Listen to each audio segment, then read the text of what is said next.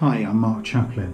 I'm here to show you the setup procedures for Lifeform for the solo version of the game using the first two expansions.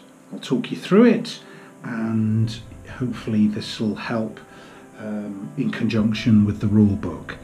So first off,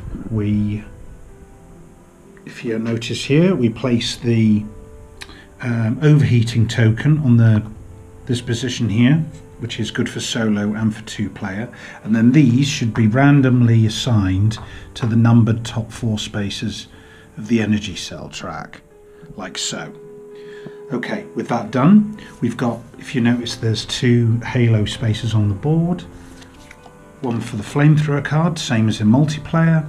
This one is the solo version of the mining laser, that goes in that space. Bingo, place that there. You'll notice all the normal positions for the mission tokens are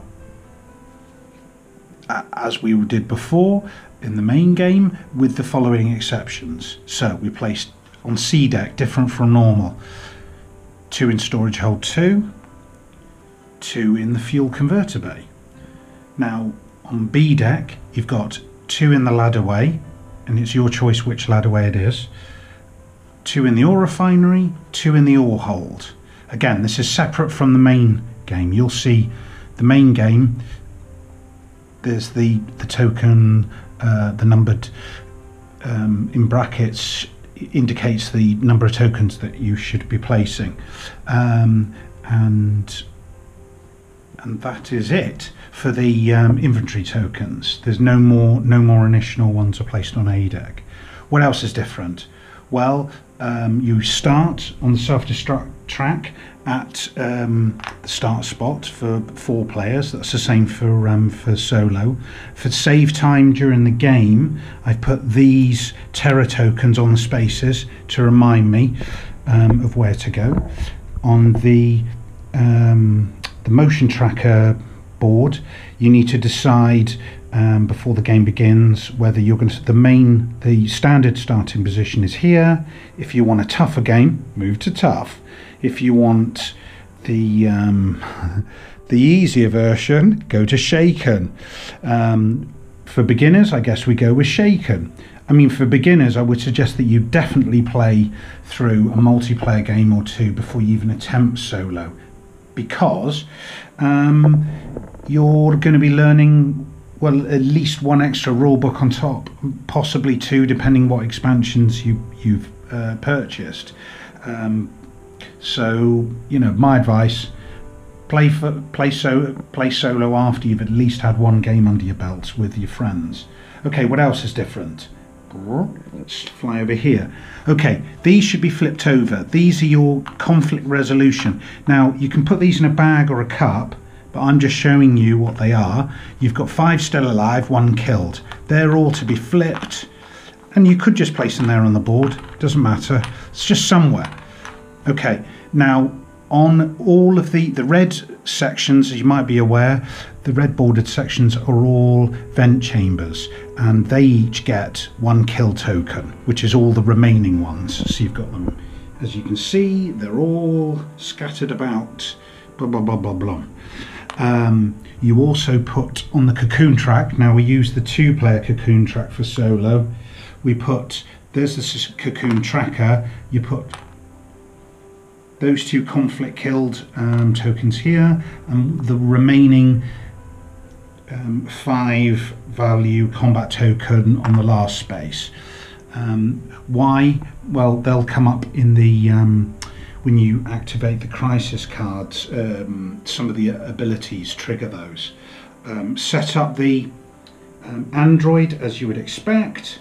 If you are going to use this, the additional Remora board, you put 2 spare tokens, 1 on the docking clamps, 1 on life support. That's the initialization for the shuttle. And you will be using other tokens to cover up spaces so that you can figure out where aboard on the shuttle the alien is. Again, maybe for the first time you even play solo, you don't even use that. It's not that complicated, but I'm just trying to make it easier for your first run through, that's all. What else is different? We put 2 harpoon guns, one on the cryo storage vault on C deck, as you can see there, and I put that with it because you'll have to resolve that before this.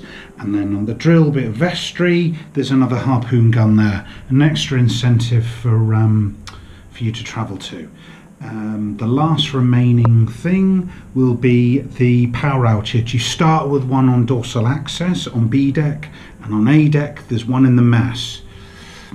And the terror tokens, the other ones, obviously I'd already mentioned that you'll be these will accumulate during the game, but also you may notice that at the start of the game, one starts in the cockpit, one starts in the mining equipment, and lastly, probably the most important one starts in the shuttle bay. And other than placing decks of cards around the periphery, you should also, as you can see, I've got the crew deck here. Now these 3 tokens, these are vitally important. These are your traits for the game. You randomly sort through these so that you won't know exactly which combat token is which, and then you put one of each on these, so they represent your 3 main traits: professionalism, determination, and extreme bravery.